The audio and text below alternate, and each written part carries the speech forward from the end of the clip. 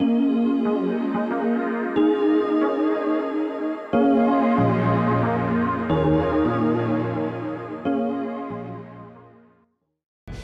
твоя сказала, что ты другую любишь. Если уж спишь с кем-то, так скажи.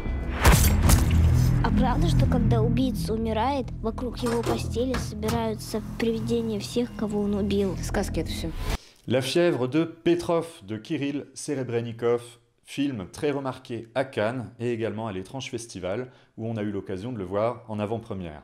Alors qu'est-ce que c'est ce film? C'est une adaptation du livre d'Alexei Salnikov, donc poète qui écrit en prose, qui retrace en fait une histoire de fièvre qui va gagner une petite ville russe des années 90 et qui va emporter les personnages dans littéralement des délires fiévreux, mais qu'on suspecte parfois d'être des reflux du passé, des souvenirs qui reviennent, des angoisses, des frustrations.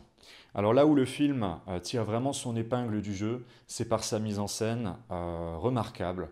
Le réalisateur est également dramaturge et metteur en scène, et ça se sent très concrètement dans l'approche du film, avec des plans séquences très travaillés et des ruptures entre le passé et le présent qui sont extrêmement fines puisqu'elles apparaissent à l'écran comme si en fait on levait le rideau, ou ces moments, vous savez, au théâtre où on va passer d'un décor à l'autre entre deux actes en une fraction de seconde sans même qu'on ne l'ait remarqué. Alors ça peut être un simple objet qui va passer à l'écran très rapidement, subrepticement, et en une fraction de seconde, on comprend qu'on est dans le passé. Ça peut être par un jeu de couleurs, ou ça peut être également par les techniques utilisées, puisqu'il utilise également le camérascope, on filme en quasi 4 tiers par moment, on filme également en couleur et en noir et blanc.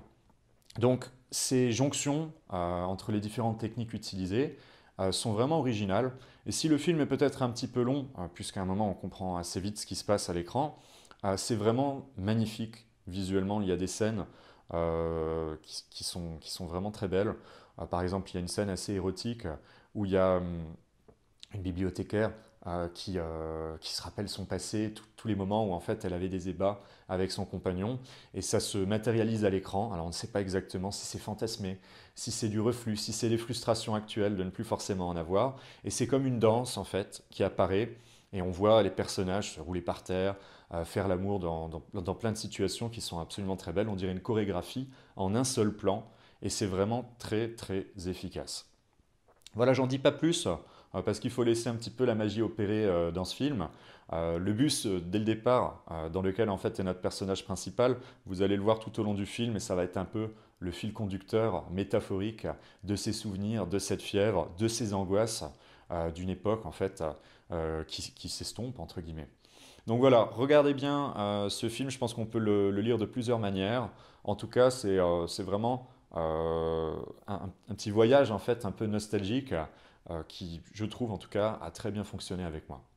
Voilà, à bientôt sur Mag, et on espère que cette vidéo vous a plu.